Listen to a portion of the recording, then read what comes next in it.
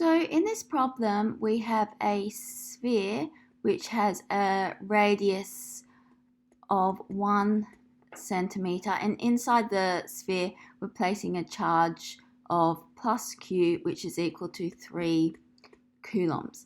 And in the first part, we're asked to calculate the flux through this surface. So in order to calculate the flux, we're going to need to use Gauss's law, which tells us that the electric flux is equal to E dot dA, the integral of that, which is equal to the enclosed charge divided by epsilon naught.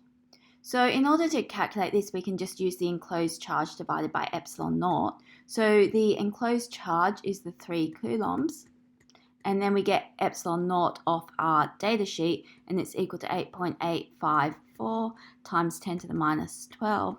So solving this on the calculator, we get 3.39 times 10 to the 11 coulomb meters squared per Newton. Now in the next part of this question, we replace this original sphere with one with double, sorry, that's not very well drawn, but the radius of this one is double the initial radius. So it's now got a radius of 2 centimeters squared.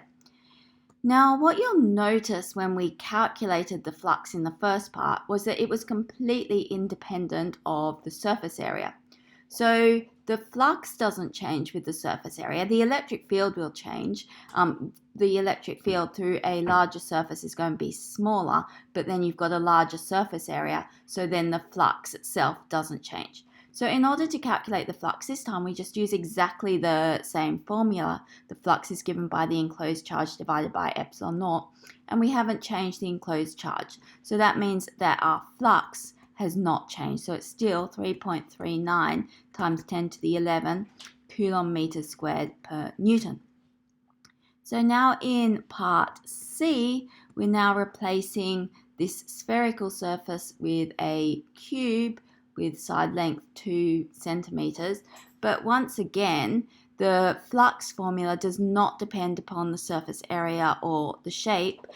And so we've got exactly the same flux still. It's still 3.39 times 10 to the 11 coulomb meters squared per Newton. Then finally, in part D, I go back to this original sphere with radius 1, and now I've got my original charge of 3 coulombs in there, and I add an additional charge with minus 3 coulombs in there as well.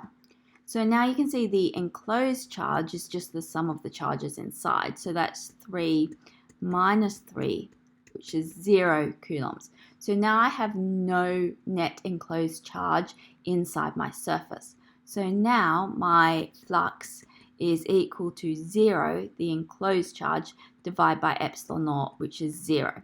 So in this final case, there is no flux through that surface.